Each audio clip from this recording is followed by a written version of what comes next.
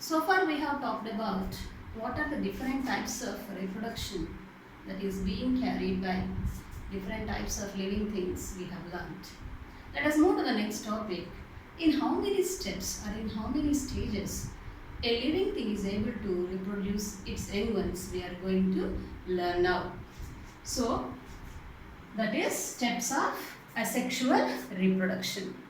So either it is sexual or asexual reproduction, the important or initial step in the process of reproduction is DNA copying. Are you getting my point? So if a living thing able to produce its young one, or if a living thing wants to produce its young one, the first and foremost step that is being carried out in its body is DNA copying. Are you getting my point? So what is DNA copying and where is it present? What is DNA? We have to learn, right? So before going to talk about what is DNA copying, you have to note down an important point here.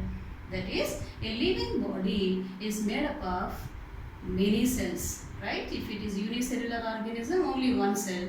If it is a multicellular organism, it is made up of many cells. If you take humans as an example, a human body is made up of more than trillion cells. I have already talked about it in the previous class. So, if you clearly observe a human body, our body is made up of mainly two types of cells. That is somatic cell. The next type of cells are germ cells. Somatic cells are helpful for the growth and development of our body.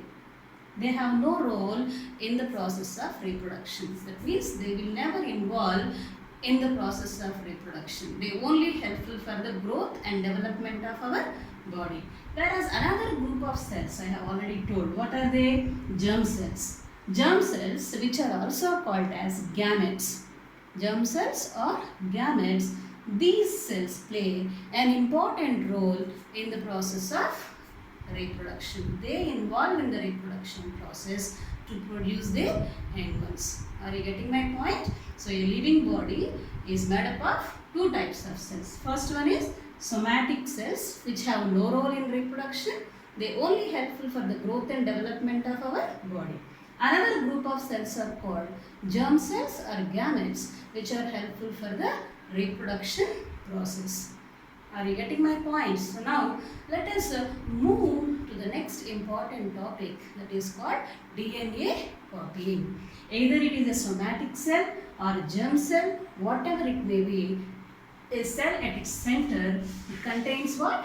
Nucleus, right? In the lower classes you have learnt about it. So this nucleus plays an important role in the process of cellular reproduction. Am I right or not? So inside the nucleus, what happens? There is a jelly-like substance called as what? Nuclear material. What is it called? Nuclear material or chromatin or nucleoplasm. At the time of cell division, what happens? This nuclear material condenses and form thread-like structures called as chromosomes, right? The thread-like structures present in the nucleus and they are only visible during cell division and they are called as what? Chromosomes.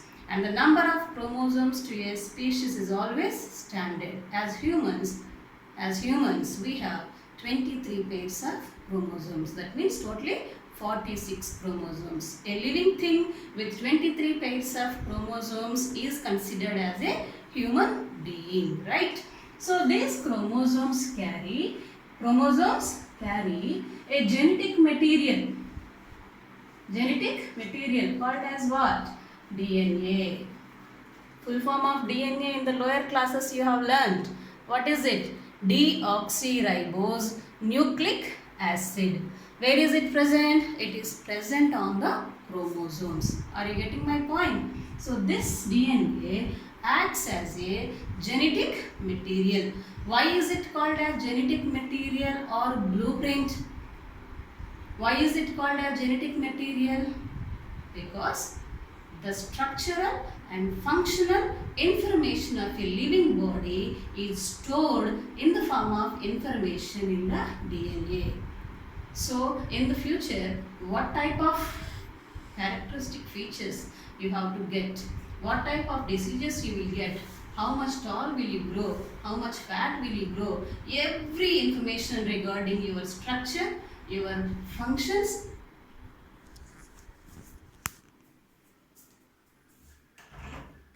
Okay.